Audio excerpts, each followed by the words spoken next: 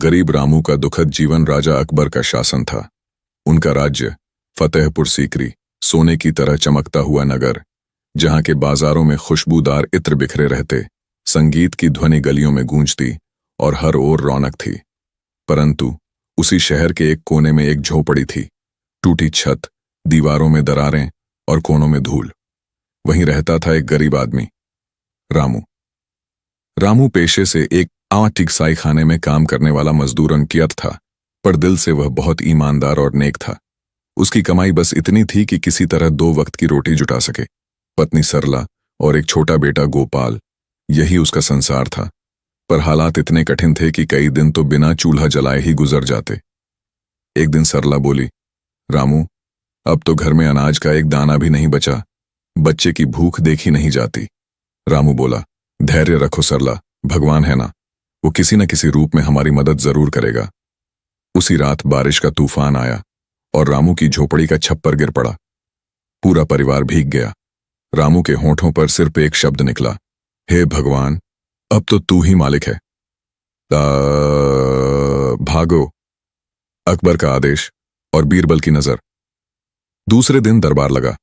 अकबर अपने सिंहासन पर बैठे थे और बीरबल हमेशा की तरह पास ही खड़े, चेहरे पर हल्की मुस्कान ली।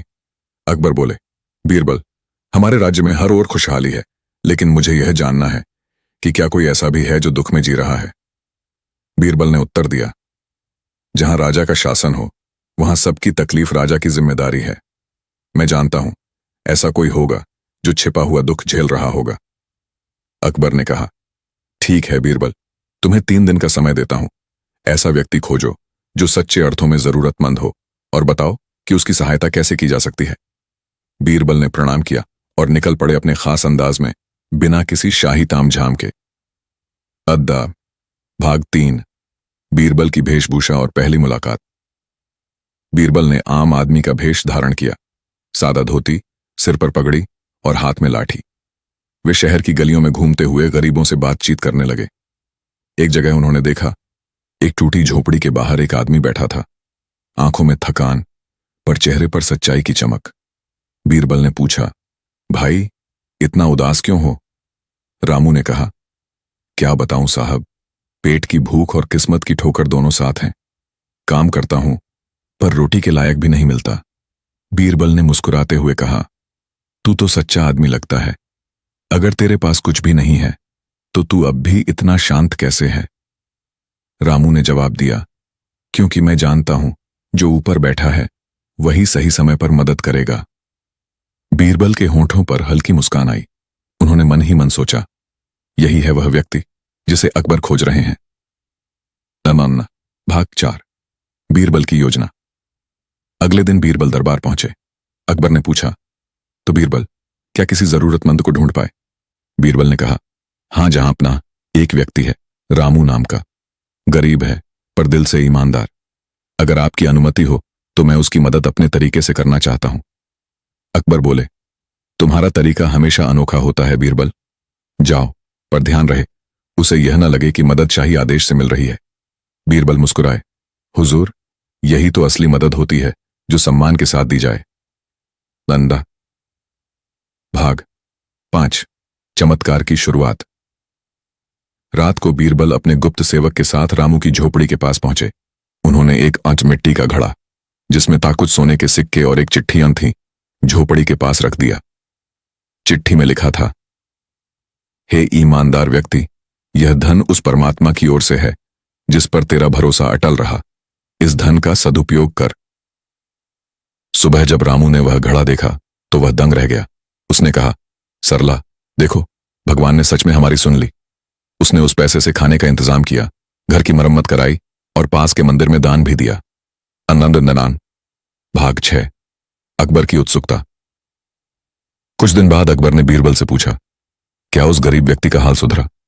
बीरबल बोले, जहां पना, अब वह खुशहाल है, पर मैंने उसकी परीक्षा पूरी नहीं की है। अकबर बोले, परीक्षा? कैसी परीक्षा? बीरबल मुस्कुराए, सच्चाई और लालच की परीक्षा। अगर वह वाकई ईमानदार है तो आने वाले समय में यह साबित हो जाएगा। अमर भाग 7, दूसरा चमत्कार, लालच की जांच। बीरबल ने कुछ दिनों बाद एक और योजना बनाई। उन्होंने अपने सेवक से कहा कि रामू के दरवाजे पर एक थैला मैं रख दे, जिसमें न सोने जैसे दिखने वाले पीतल के सिक्के थे और एक नोट लिखा था, अगर तू सच्चा है तो इन। रामू का सीधा सादा जीवन फतेहपुर सीकरी में सुबह का समय था। सूरज की पहली किरणें महल की सुनहरी दीवारों को छू रही थीं। हवा में बाजार की चहल पहल, ऊंटों की घंटियां और इत्र की खुशबू घुली थी। लेकिन इसी शहर के एक कोने में, गली नंबर 5 में, एक गरीब नौजवान रहता था, रामू। रामू मेहनती था, पर उसकी किस्मत हमेशा उससे नाराज लगती थी। कभी काम मिलता, कभी नहीं। जो थोड़े बहुत पैसे मिलते, उससे मुश्किल से रोटी बन पाती।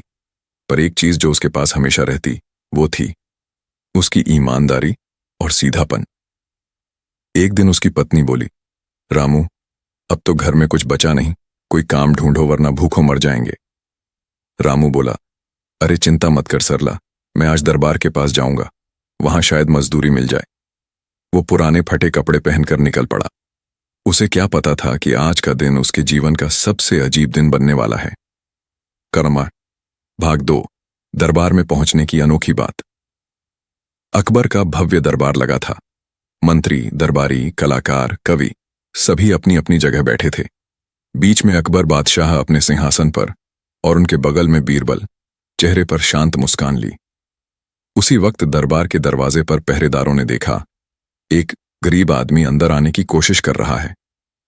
अरे, कहां घुस चला आ रहा है? ये शाही दरबार है, पहरेदार चिल्लाया। रामू ने हाथ जोड़कर कहा, मालिक, मैं कोई अपराधी नहीं, बस काम की तलाश में आया हूं। सुना है कि बादशाह सबसे बड़े हैं, शायद वो मुझे कुछ काम दे दें। पहरेदार हंस पड़ा। अब ये क्या हर कोई अकबर से मिलने लगेगा? लेकिन तभी बीरबल की नजर उस पर पड़ी। उन्होंने मुस्कुराकर कहा, उसे अंदर आने दो, कभी कभी सच्चाई फटे कपड़ों में भी आती है। मुंदांदी बाकी। अकबर और रामू की पहली भेंट। रामू डरते डरते दरबार में आया। उसने अकबर को देखा और जमीन पर झुककर बोला, महाराज सलाम, मैं गरीब हूं पर मेहनती हूं, बस 2 वक्त की रोटी चाहता हूं। अकबर मुस्कुराए। बीरबल, लगता है हमारे राज्य में अब लोग सीधे दरबार में नौकरी मांगने आते हैं। बीरबल बोले, जहां पनाह, शायद इसकी किस्मत आज यहीं से शुरू हो। अकबर बोले, ठीक है रामू, पर पहले बता, तू क्या काम जानता है? रामू ने सिर खुजलाया। हुजूर, मैं सब कुछ कर सकता हूं, पानी भर दूं, झाड़ू लगा दूं, या अगर कहें तो आपकी दाढ़ी भी संवार दूं। पूरा दरबार हंसी से गूंज उठा। अकबर खुद भी मुस्कुरा दिए। ठीक है, तू रहमदिल है, पर बोल, अगर मैं तुझे कोई कठिन काम दूं तो करेगा? रामू बोला, महाराज, आपके कहने पर तो मैं छात पर भी झाड़ू लगा दूं। ये सुनकर बीरबल हंसते हुए बोले, जहां अपना, इस आदमी में तो मजा है। अंदरा समझा। पेगी 4, अकबर की परीक्षा, अनोखा आदेश। अकबर बोले, ठीक है रामू, अगर तू वाकई इतना हिम्मती है तो ये काम कर, हमारे महल के बगीचे में जाकर सारे तोते पकड़ कर लाओ, पर एक भी घायल ना हो। रामू चौंक गया। हुजूर, तोते उड़ते हैं, मैं तो गरीब आदमी हूं, न जाल है न चिड़ियाघर। अकबर बोले, अगर तू असली मेहनती है तो जुगाड़ निकाल, जो यह काम करेगा उसे सोने की थैली मिलेगी। रामू ने कहा, महाराज, आज्ञा दीजिए, मैं कोशिश करता हूं। नरा नरा भाग 5। रामू की जुगाड़ू बुद्धि। रामू घर लौटा। सरला बोली, क्या हुआ, नौकरी मिली? रामू बोला, नौकरी तो नहीं, पर अकबर ने ऐसा काम दिया है कि अगर कर लिया तो अमीर हो जाऊंगा। उसने सारी बात बताई। सरला हंसने लगी। अरे, तोता पकड़ना कोई आसान बात है क्या? रामू बोला, हिम्मत है तो रास्ता निकल ही आएगा। दूसरे दिन वह बगीचे में गया। उसने देखा कि तोते आम के पेड़ों पर बैठे हैं। रामू ने चतुराई से एक आईना पेड़ के पास रख दिया। तोते अपने ही प्रतिबिंब को देखकर सोचने लगे, यह तो कोई दूसरा तोता है। धीरे धीरे वे नीचे आने लगे। रामू ने कुछ दाने बिखेरे और एक एक कर सभी को एक बड़े टोकरे में बंद कर लिया। शाम तक सारे तोते उसके पास थे, एक भी घायल नहीं।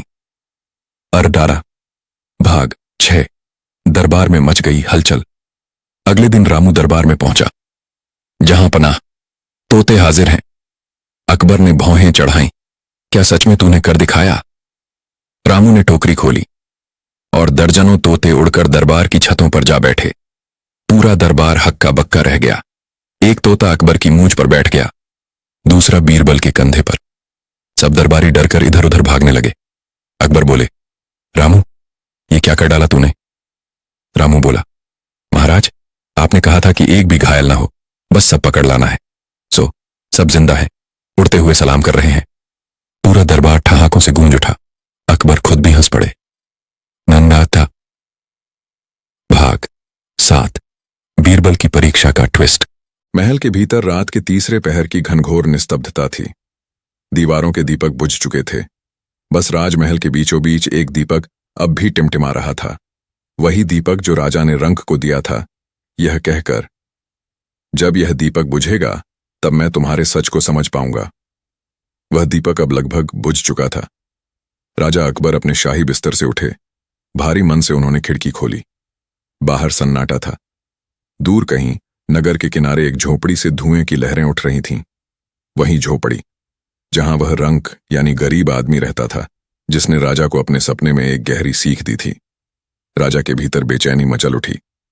उन्होंने किसी को जगाया नहीं, बस शॉल ओढ़कर बिना किसी राजसी ठाठ के अकेले उस झोपड़ी की ओर चल दिए। कराक्का, रात का सफर और सत्य की राह। धरती पर ठंडी ओस जमी थी। उनके पैरों में महल की पगडंडी की ठंडक उतर रही थी। रास्ते में चांद की धुंधली रोशनी थी और राजा सोचते जा रहे थे, क्या वाकई मैंने अपने राज्य में सुख दिया है, या केवल सोने की दीवारें खड़ी की हैं जो मेरे प्रजा के आंसू नहीं देख पाती? जब वह झोपड़ी पहुंचे तो उन्होंने देखा, रंक एक टूटी खटिया पर लेटा था और उसकी पत्नी सूखी लकड़ियों के टुकड़े जोड़ रही थी ताकि सुबह कुछ रोटियां सेंक सके। झोपड़ी में दीपक जल रहा था, वही दीपक जिसे रंक ने अपने घर में सजाया था। लेकिन राजा ने गौर किया, दीपक में तेल नहीं था, फिर भी वह जल रहा था। राजा ने आश्चर्य से पूछा, यह दीपक कैसे जल रहा है? इसमें तो तेल नहीं। रंक ने मुस्कुराकर कहा, महाराज, यह दीपक सच्चाई के तेल से जलता है। जब मन में कपट न हो तो थोड़ी सी रोशनी भी पूरी रात जल जाती है। राजा मौन रह गए। उनकी आंखों में हल्की नमी थी। क्या आमा? राजा का प्रश्न, रंक का उत्तर। राजा ने धीरे से पूछा, तुम्हें कैसे पता चला कि मैं आज रात आऊंगा? रंक हंस पड़ा, महाराज, जब मन में पछतावा जगता है तो राजा भी गरीब बन जाता है। आपकी आंखों की बेचैनी महल की दीवारों से टकराकर मेरे सपनों में आ गई थी। राजा ने सिर झुका लिया। मैंने सोचा था मैं सबसे बुद्धिमान हूं, लेकिन अब लगता है सच्चाई किसी महल में नहीं बल्कि इन टूटी झोपड़ियों में बसती है। रंक बोला, महाराज, सत्य कोई ऊंचे महल की सीढ़ी नहीं, यह तो एक दीपक है जो झोपड़ी में भी जल सकता है। राजा ने पहली बार उस गरीब को प्रणाम किया। महल से बाहर निकलने वाला राजा अब एक सीखने वाला मनुष्य बन चुका था। टाना, सुबह का दरबार, बीरबल की परीक्षा। अगले दिन दरबार लगा। दरबारी कल की तरह हंसी मजाक में लगे थे। बीरबल शांत बैठे थे, मानो सब समझ गए हों कि कुछ गहरा घट चुका है।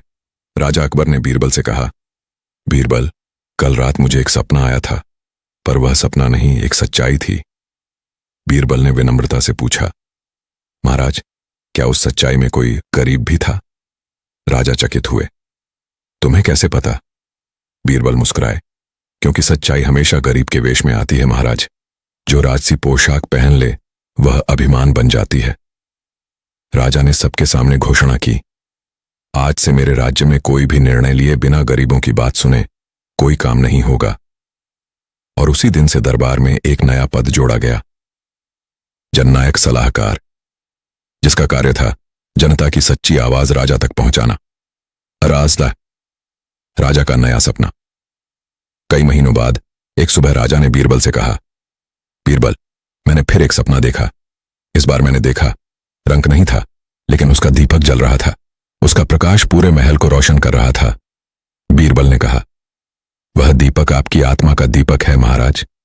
जब तक आप सच्चाई को अपना दर्पण बनाए रखेंगे वह दीपक नहीं बुझेगा। राजा ने हल्की मुस्कान के साथ कहा, तब तो अब मैं सच्चे अर्थों में राजा बना हूं। बीरबल, पहले मैं केवल ताज पहनता था, अब मैं सच्चाई को पहनता हूं।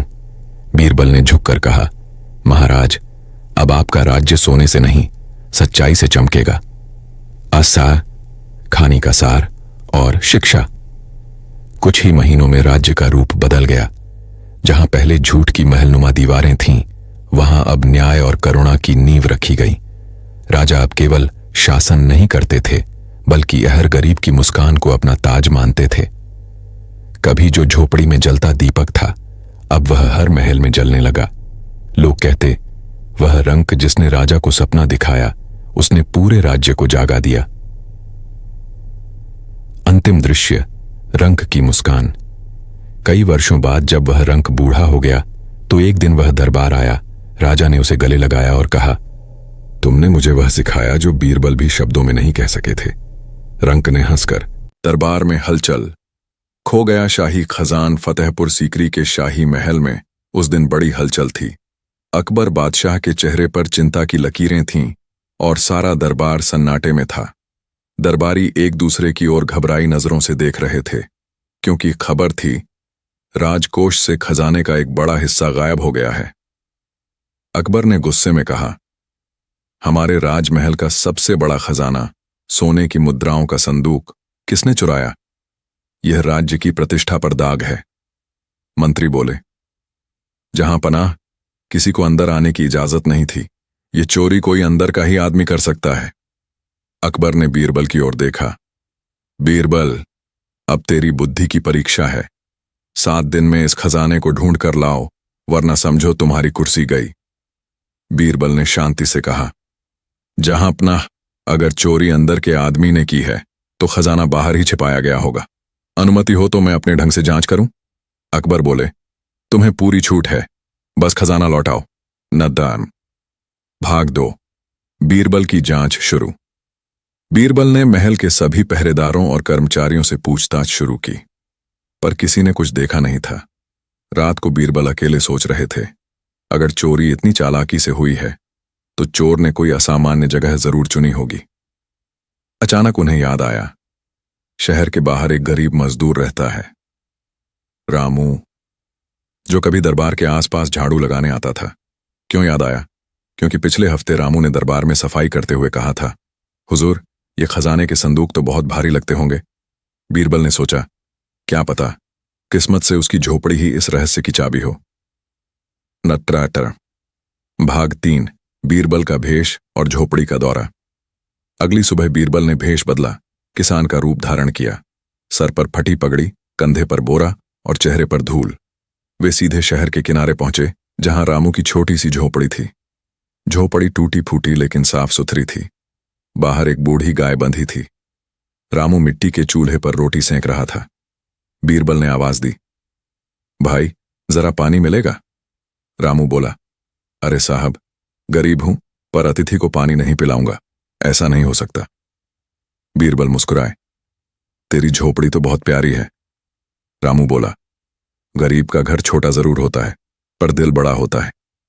इतनी बातें करते करते बीरबल की नजर झोपड़ी के कोने पर गई। वहां जमीन थोड़ी उभरी हुई थी, जैसे हाल ही में मिट्टी पलटी गई हो। और भाग 4। शक गहराता गया। बीरबल ने पूछा, भाई, यह कोना क्यों ऊंचा है? लगता है यहां कुछ गड़ा हुआ है। रामू बोला, अरे नहीं साहब, कल की बारिश में मिट्टी बह गई थी, मैंने भर दी बस। बीरबल ने मुस्कुराते हुए कहा, अच्छा, ठीक है। वह चले गए, पर मन में संशय बैठ गया। उसी रात उन्होंने अपने 2 विश्वास पात्र सिपाही भेजे और कहा, ध्यान से देखना, पर कुछ छेड़ना मत। अगर झोपड़ी से कोई असामान्य हरकत दिखे तो मुझे बताना। टनोंडा। भाग 5। आधी रात का रहस्य। रात के तीसरे पहर सिपाहियों ने देखा, रामू चुपके से झोपड़ी से बाहर निकला और पास के पेड़ के नीचे जाकर मिट्टी खोदने लगा। वह कुछ देर बाद खाली हाथ लौटा और झोपड़ी में जाकर सो गया। सुबह सिपाही ने यह बात बीरबल को बताई। बीरबल तुरंत वहां पहुंचे। उन्होंने उस पेड़ के नीचे खुदाई कराई और क्या निकला? अकबर का वही सोने का खजाना। सिपाही चौंक गए। हुजूर, तो चोर यही रामू है? बीरबल ने कहा, नहीं, मामला कुछ और है। अगर वो चोर होता तो यहां से खजाना निकालकर कहीं और रख देता। उसने तो इसे छिपाकर बचाया है। ना। भाग 6। रामू को दरबार में बुलावा। अगले दिन बीरबल ने रामू को शाही फरमान भेजा, महाराज अकबर तुमसे मिलना चाहते हैं। रामू डर गया। हे भगवान, मैंने क्या गलती की? वह कांपते हुए दरबार पहुंचा। अकबर सिंहासन पर बैठे थे और सामने वही खजाने का संदूक रखा था। अकबर गरजे, रामू, ये खजाना तुम्हारी झोपड़ी के पास मिला है, क्या कहोगे अब? रामू बोला, जहां अपना, मैं निर्दोष हूं, मैंने कुछ नहीं चुराया। अकबर बोले, झूठ बोलता है, खजाना तेरी झोपड़ी में मिला और तू कहता है तू बेगुनाह है। रामू की आंखों में आंसू आ गए। महाराज, उस दिन मैं बस्ती के रास्ते से जा रहा था, तभी दो अजनबी लोग कुछ भारी चीज लेकर भाग रहे थे। शायद उन्होंने मेरे घर के पास उसे छिपाया हो। मैंने सोचा कोई मिट्टी खोद गया होगा, पर मैं डर के मारे कुछ कह नहीं पाया। अक्षो भाग 7, बीरबल की सच्चाई की परीक्षा। अकबर बोले, बीरबल, अब तुम्हारा दिमाग क्या कहता है? बीरबल ने शांत स्वर में कहा, जहां अपना, अगर रामू चोर होता तो खजाना कभी अपनी अकबर का दरबार अपने ज्ञान, बुद्धिमत्ता और नयापन के लिए दूर दूर तक प्रसिद्ध था। दरबार में रोज कोई न कोई विचित्र घटना घटती रहती थी और उन घटनाओं में अक्सर बीरबल का नाम सबसे ऊपर होता था। बीरबल की हाजिर जवाबी, अक्लमंदी और इंसाफ पसंदी का लोहा हर कोई मानता था। उसी दरबार के बाहर राजधानी के किनारे एक गरीब आदमी रहता था, रामू। रामू पेशे से लकड़ी काटने वाला था। उसकी एक पुरानी झोपड़ी थी जो आधी टूटी और आधी खड़ी थी। बारिश के दिनों में पानी टपकता था, गर्मी में दीवारें धूप से जलतीं और सर्दी में ठंडी हवा अंदर तक चुभ जाती थी। लेकिन फिर भी रामू के चेहरे पर हमेशा मुस्कान रहती थी। वो मेहनती था, ईमानदार था और अपनी गरीबी में भी भगवान का शुक्रिया अदा करता था। बेवा। पहला दृश्य। अकबर का आदेश। एक दिन सुबह सुबह अकबर अपने बगीचे में टहल रहे थे। अचानक उनके मन में एक विचार आया। उन्होंने दरबार में आकर कहा, आज मैं जानना चाहता हूं कि बीरबल की अक्ल से कोई और बड़ा बुद्धिमान इस राज्य में है या नहीं। सब दरबारी मुस्कुराए। कोई भी बीरबल के मुकाबले आने की हिम्मत नहीं करता था। अकबर आगे बोले, बीरबल, आज तुम्हारे लिए एक कठिन काम है। तुम्हें किसी गरीब इंसान की किस्मत बदलनी है। मैं चाहता हूं कि तुम ऐसा व्यक्ति चुनो जो मेहनती भी हो, पर किस्मत से गरीब रह गया हो, और फिर उसे अमीर बना दो। बीरबल मुस्कुराए, हाथ जोड़कर बोले, जहां बादशाह की इच्छा वहां बीरबल का कर्तव्य। लेकिन हुजूर, क्या मैं उस व्यक्ति को अपने तरीके से चुन सकता हूं? अकबर ने कहा, जरूर, बस एक शर्त है, सब कुछ ईमानदारी से होना चाहिए। अमरा। दूसरा दृश्य। रामू की झोपड़ी। उस दिन शाम को बीरबल अपने भेष में महल से बाहर निकले। उन्होंने सादा कपड़े पहने और साधारण आदमी की तरह गलियों में घूमने लगे। उन्हें ढूंढना था एक गरीब, मेहनती, सच्चा इंसान।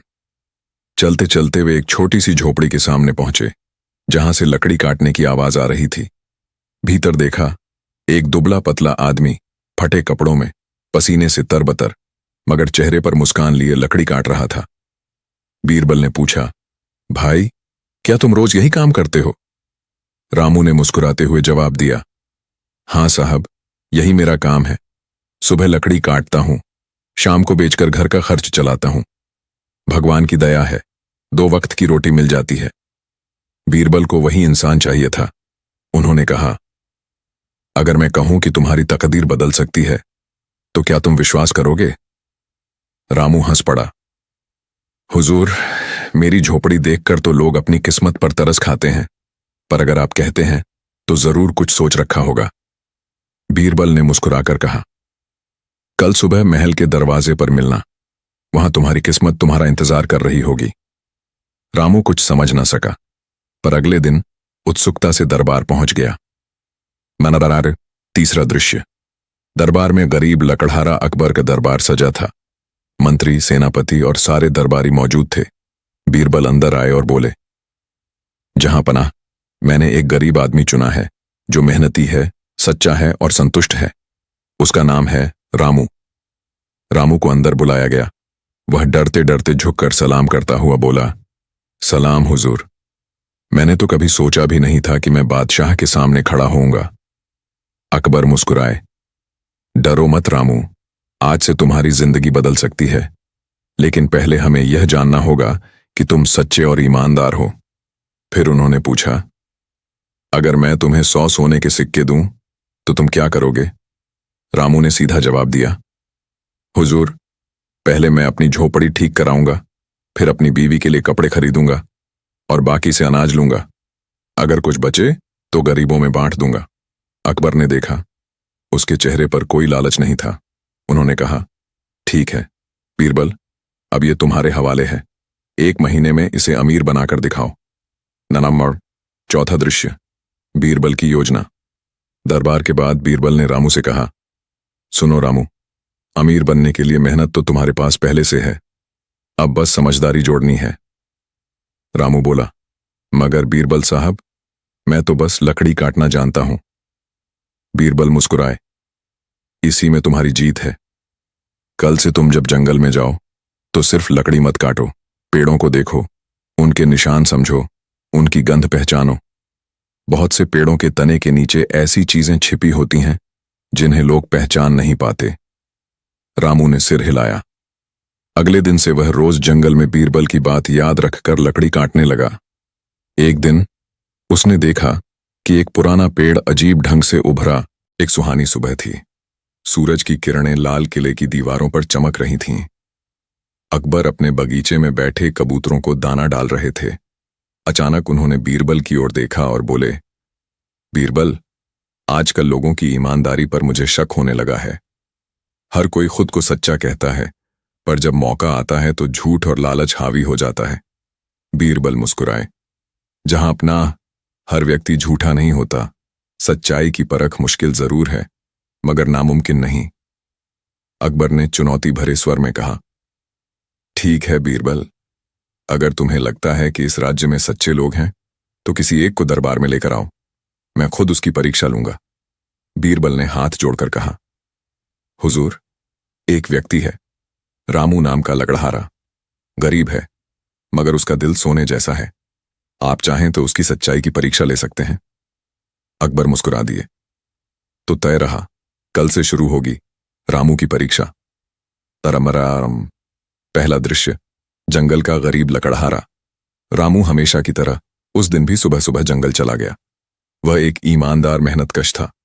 हर रोज जंगल से लकड़ी काटकर बाजार लाता और जितना दाम मिलता उसी से अपनी बीवी और बच्चों का पेट पालता। लेकिन उस दिन उसकी किस्मत कुछ अलग होने वाली थी। जंगल के एक कोने में उसे एक थैली मिली जिसमें सोने के 100 सिक्के रखे थे। रामू घबरा गया। उसने सोचा, इतना सारा सोना, यह तो किसी अमीर का हो सकता है। अगर इसे मैं रख लूं तो सारा जीवन आराम से बीतेगा, मगर यह गलत होगा। थोड़ी देर सोचने के बाद उसने कहा, नहीं, यह मेरा नहीं है, इसे लौटाना ही सच्चाई है। वह थैली लेकर सीधा बीरबल के घर पहुंचा। बीरबल मुस्कुराकर बोले, रामू, तुमने परीक्षा की पहली सीढ़ी पार कर ली। रामू हैरान, कौन सी परीक्षा हुजूर? बीरबल ने कहा, कल दरबार में चलना, बादशाह तुम्हारा इंतजार करेंगे। दरबार नानी। दूसरा दृश्य, दरबार की सच्चाई की चुनौती। अगले दिन अकबर का दरबार सजा। सारे मंत्री, सेनापति और दरबारी मौजूद थे। बीच में खड़ा था गरीब लकड़हारा रामू, जो अकबर के सामने सिर झुकाए खड़ा था। अकबर बोले, रामू, मैंने सुना है तुम बहुत ईमानदार हो, लेकिन सिर्फ बातें नहीं, सच्चाई को साबित भी करना पड़ता है। आज तुम्हें 3 परीक्षाएं देनी होंगी।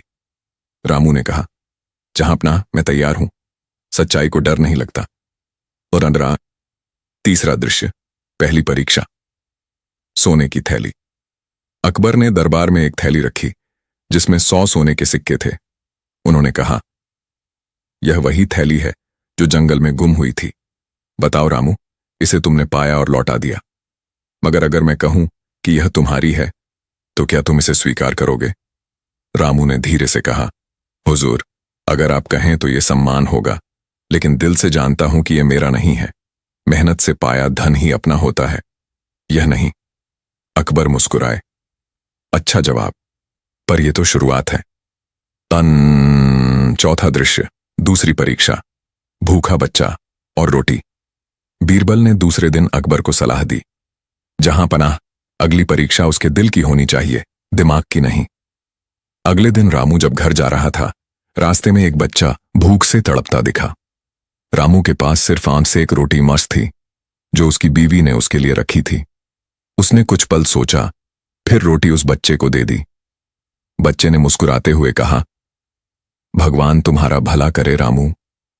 रामू नहीं जानता था कि वो बच्चा दरअसल अकबर का भेजा हुआ आदमी था।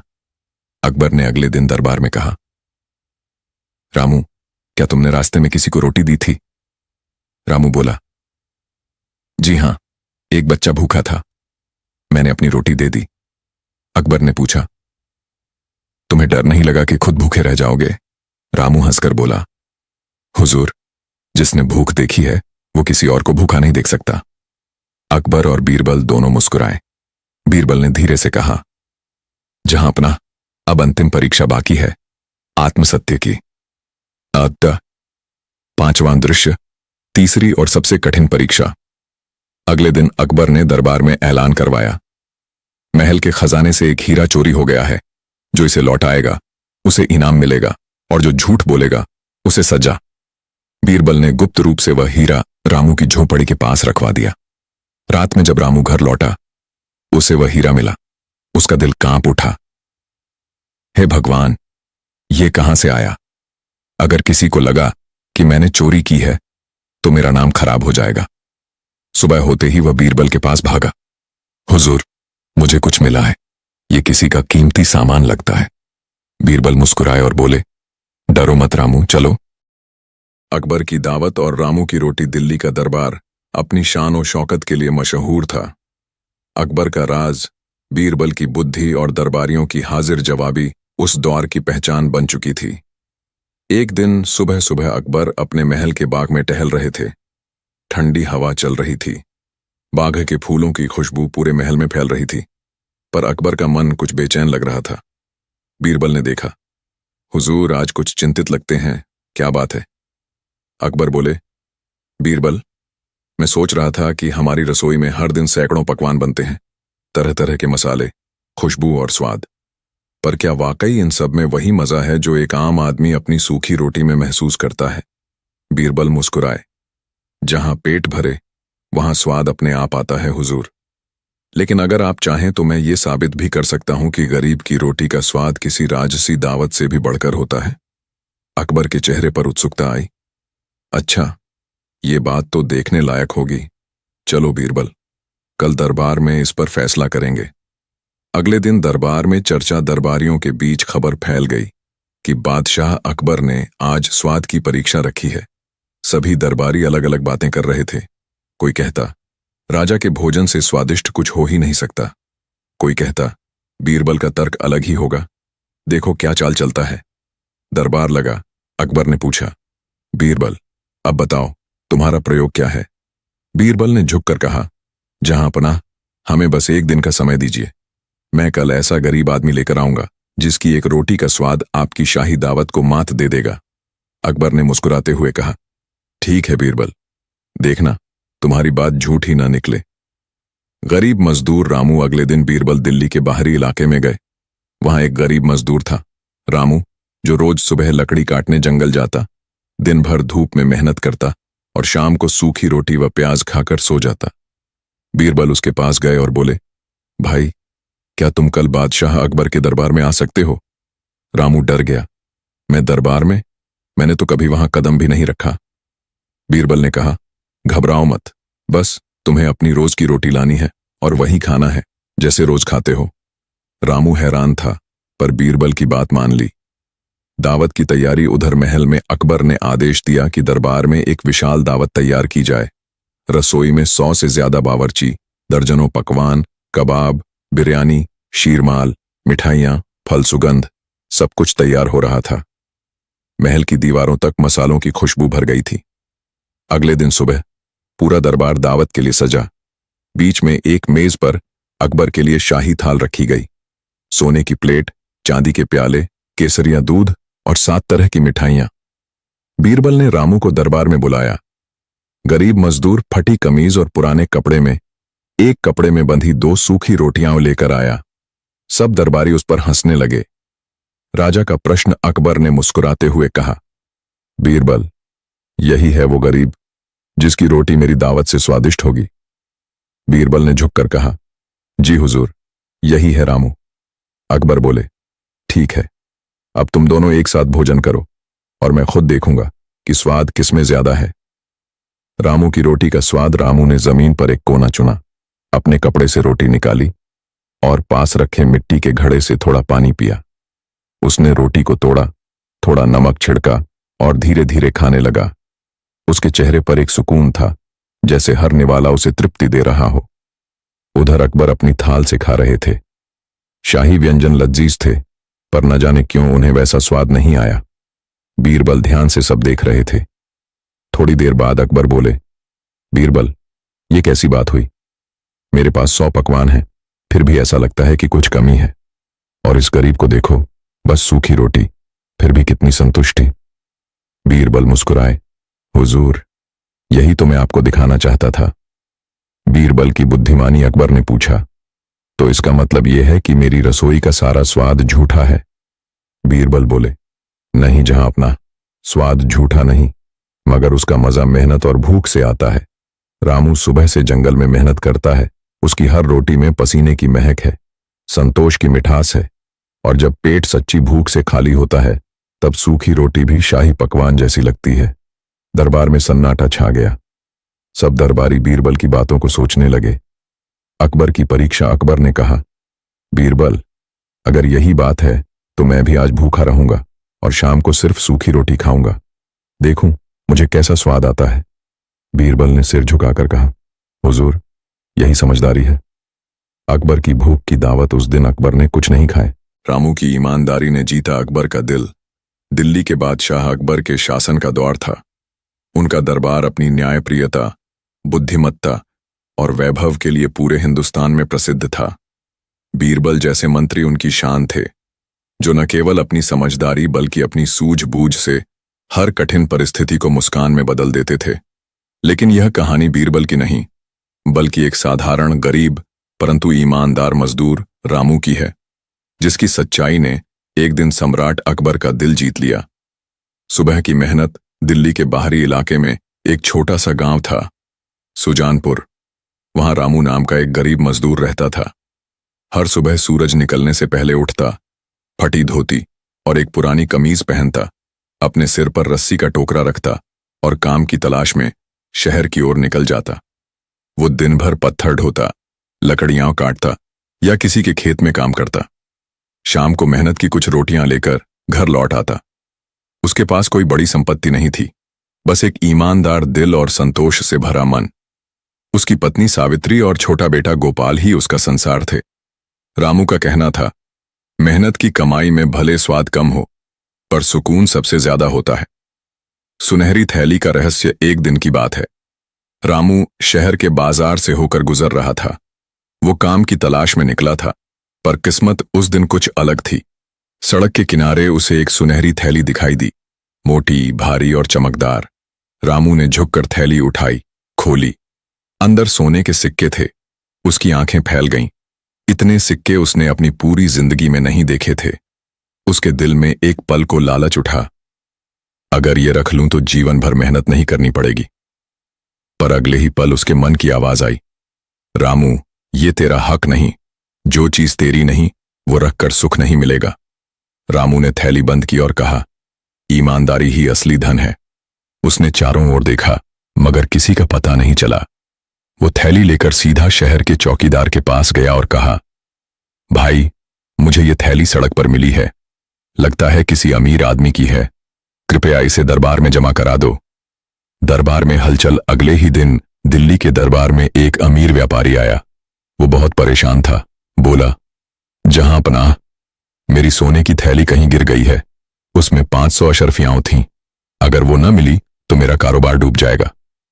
अकबर ने कहा, चिंता मत करो, तुम्हारी थैली मिल जाएगी। जो खोता है वो अगर सच्चा है तो ईमानदारी जरूर लौट आती है।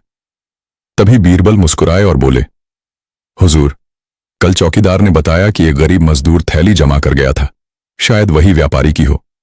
अकबर ने आदेश दिया, उसे दरबार में बुलाओ। रामू का आगमन। अगले दिन दरबार में रामू आया।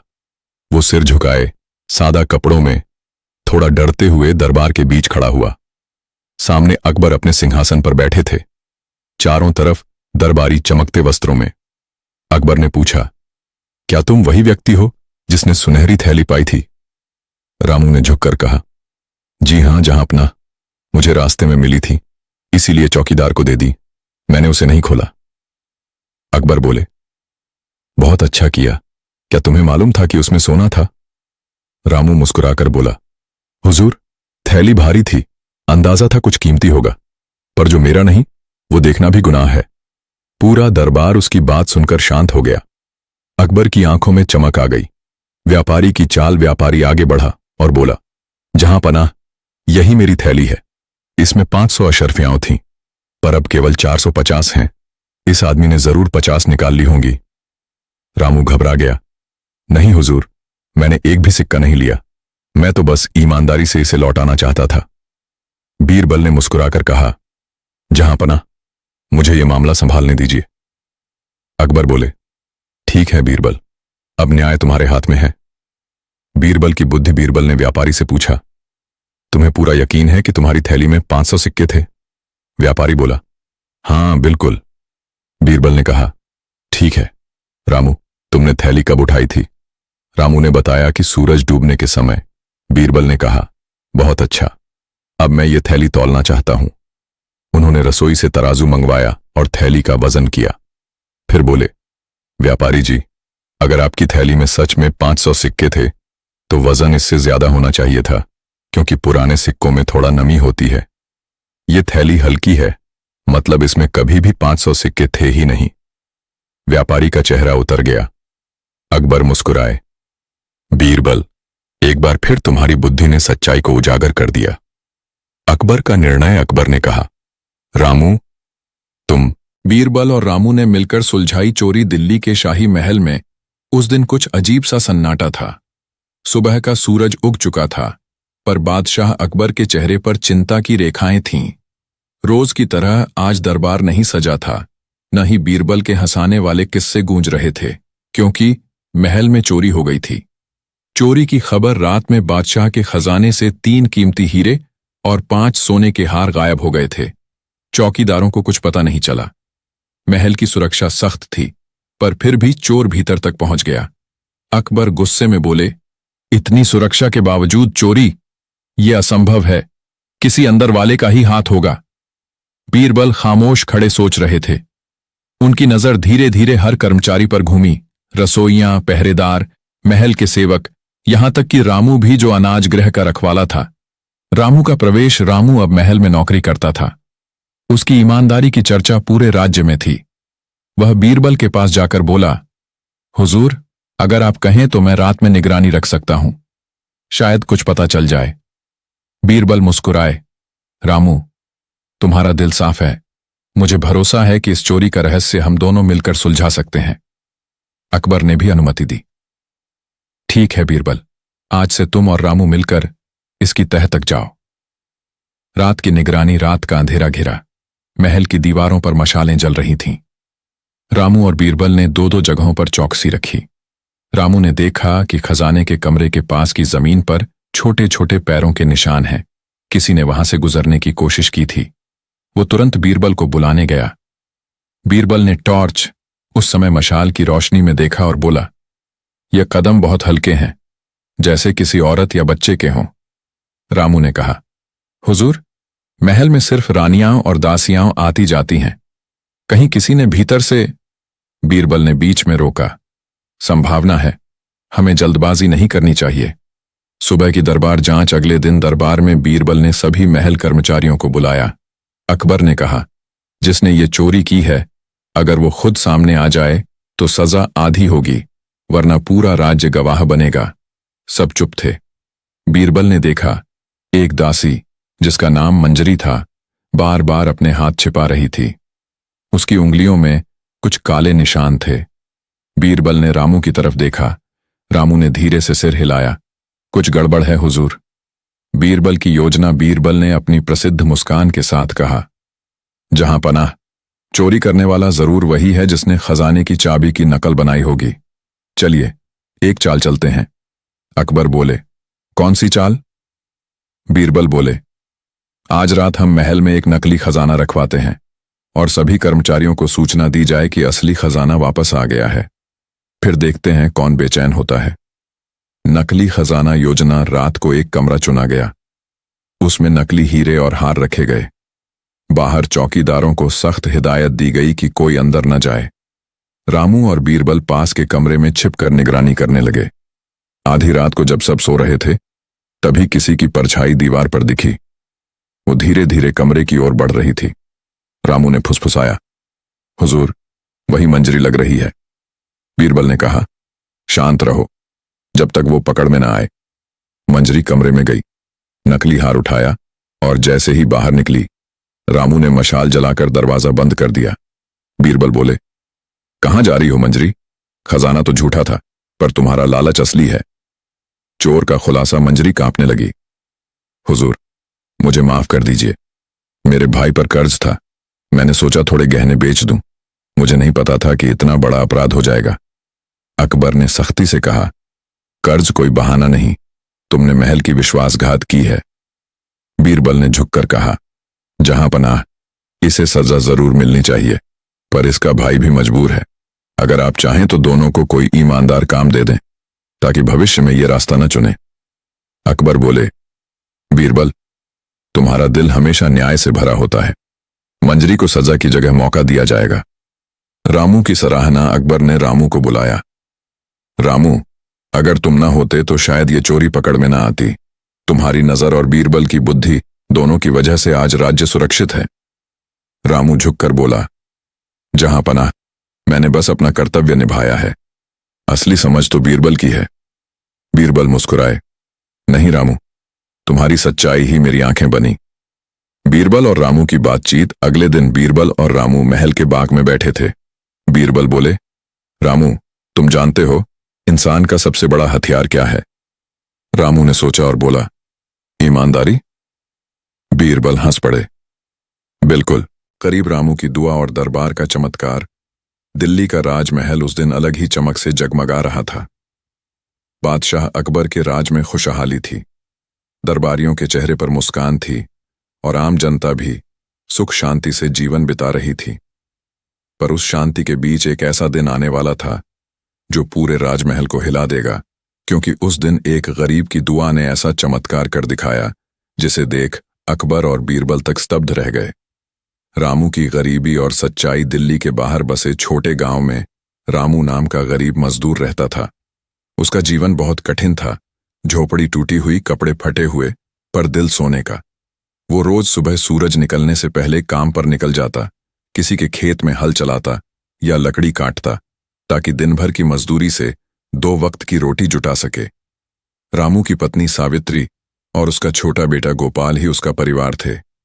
कभी कभी जब काम ना मिलता तो तीनों सिर्फ पानी और नमक की रोटी खाकर सो जाते, पर फिर भी रामू के चेहरे पर कभी शिकायत नहीं थी। वो हमेशा कहता, मेहनत की रोटी छोटी हो तो भी मिठास बड़ी होती है, और ऊपर वाला अगर चाहे तो पत्थर में भी रोटी उगा देता है। एक रात की सच्ची प्रार्थना। एक दिन गांव में सूखा पड़ा। बारिश महीनों से नहीं हुई थी। खेत सूख गए, मजदूरी बंद हो गई। रामू के घर में अनाज का एक दाना भी नहीं बचा था। उस रात गोपाल ने भूखे पेट कहा, बाबा, आज कुछ खाने को नहीं मिला, कल कुछ होगा? रामू की आंखें भर आईं। उसने बेटे को गोद में लिया, माथे पर हाथ रखा और आसमान की ओर देखा।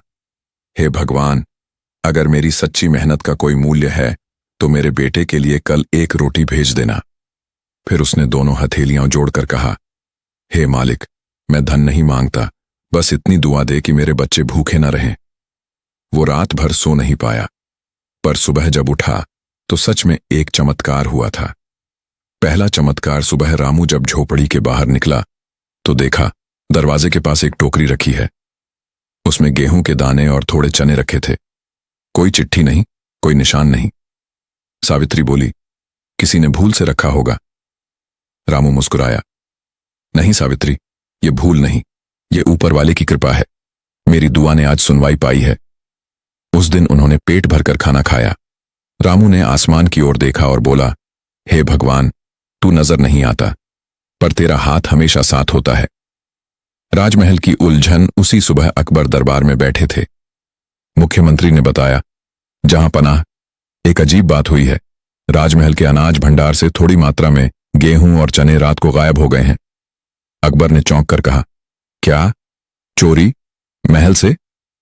बीरबल बोले, जहां पना, अगर सिर्फ थोड़ी मात्रा में अनाज गया है तो शायद यह चोरी नहीं, कोई इशारा है। अकबर ने कहा, इशारा? किसका? बीरबल मुस्कुराए, ऊपर वाले का भी हो सकता है, या किसी जरूरतमंद का। रामू दरबार में पहुंचता है। कुछ दिनों बाद अकबर गांव का दौरा करने निकले। वहीं उनकी नजर रामू पर पड़ी, जो सड़क किनारे पेड़ के नीचे बैठा किसी बच्चे को रोटी खिला रहा था। अकबर ने घोड़ा रोका और पास गए। अरे भाई, तुम्हारा नाम क्या है? रामू ने झुककर कहा, हुजूर, मैं रामू हूं, मजदूर, ऊपर वाले के दी में जीता हूं। अकबर ने मुस्कुराते हुए पूछा, तुम्हारे पास तो कुछ भी नहीं दिखता, फिर भी चेहरे पर यह शांति कैसे? रामू ने कहा, जहां अपना, जब दिल साफ हो तो चेहरे पर डर नहीं होता। भूख से लड़ने की ताकत मेहनत देती है और उम्मीद दुआ से मिलती है। अकबर उसके उत्तर से प्रभावित हुए और बोले, तुम कल दरबार में आओ, मैं तुमसे और बातें करना चाहता हूं। दरबार में रामू की सच्चाई। अगले दिन रामू दरबार पहुंचा। सब दरबारी उसकी सादगी पर मुस्कुरा रहे थे।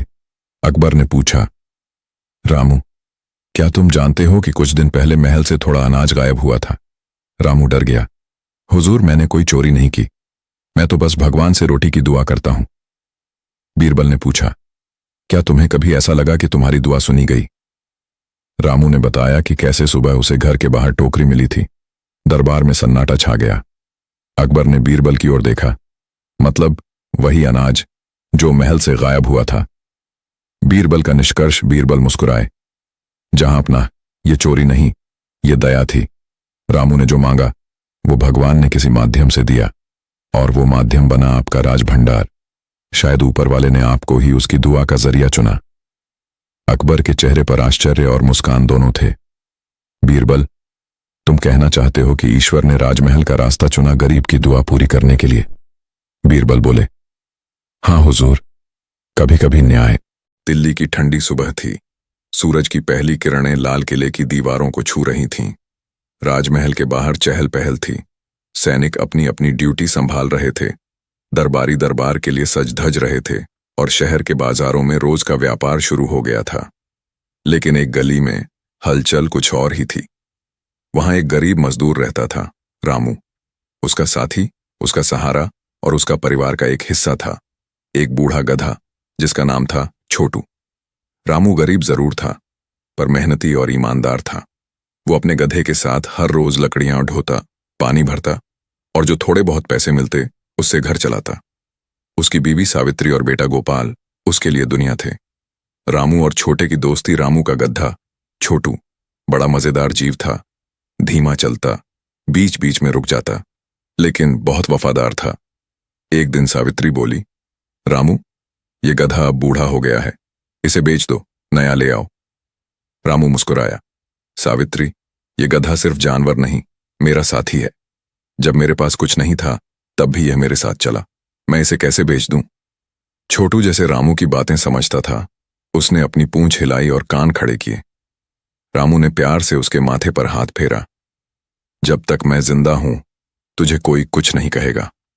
अकबर का अजीब आदेश। उसी दिन शाम को दरबार में हलचल थी। अकबर ने घोषणा की, आज से राजधानी में कोई भी जानवर बिना अनुमति के सड़कों पर नहीं घूमेगा, क्योंकि कई बार जानवरों की वजह से अफरा तफरी होती है। दरबारियों ने कहा, जी, जहां अपना। और अगले दिन से सैनिक गलियों में घूम घूम कर किसी भी भटके जानवर को पकड़ने लगे। रामू को यह खबर देर से मिली। गधा पकड़ लिया गया। अगली सुबह रामू ने देखा, छोटे को दरवाजे के बाहर नहीं पाया। वो दौड़ता हुआ मोहल्ले के चौराहे पहुंचा। वहां सैनिकों के पास उसका गधा खड़ा था। अरे, ये तो मेरा छोटू है, रामू ने कहा। सैनिक बोले, अब यह बादशाह का आदेश है, बिना अनुमति का जानवर जब्त होगा। अगर तुझे चाहिए तो दरबार जाकर अर्जी दे। रामू बोला, मगर हुजूर, यह तो मेरा साथी है, मेरे बच्चों जैसा। सैनिक हंसने लगे, तू तो बड़ा भावुक निकला, अब जा, बादशाह से ही बात कर। रामू बेबस होकर महल की ओर चल पड़ा। दरबार में रामू की गुहार। दरबार सजा था। अकबर अपने सिंहासन पर बैठे थे और पास में बीरबल खड़े मुस्कुरा रहे थे। रामू आया, सिर झुकाया, जहां पना, मेरा गधा पकड़ लिया गया है, कृपा करके उसे लौटा दीजिए। अकबर ने भौहें चढ़ाईं। तुम्हारा गधा क्यों पकड़ा गया? रामू बोला, हुजूर, उसे कोई गलत जगह घूमता नहीं पकड़ा, वो तो मेरे घर के बाहर ही था। अकबर बोले, फिर भी आदेश सब पर लागू होता है। कानून राजा का नहीं, राज्य का होता है। रामू घुटनों पर बैठ गया। मगर हुजूर, वो गधा मेरा साथी है। अगर वो नहीं रहा तो मेरा काम कैसे चलेगा? बीरबल धीरे से मुस्कुराए। जहां पनाह, मुझे लगता है इस गरीब की बात में सच्चाई है। कानून जनता की भलाई के लिए होता है, तकलीफ देने के लिए नहीं। अकबर बोले, ठीक है बीरबल, मगर कुछ तो नियम बनाना होगा। हर कोई जानवर को सड़क पर नहीं छोड़ सकता।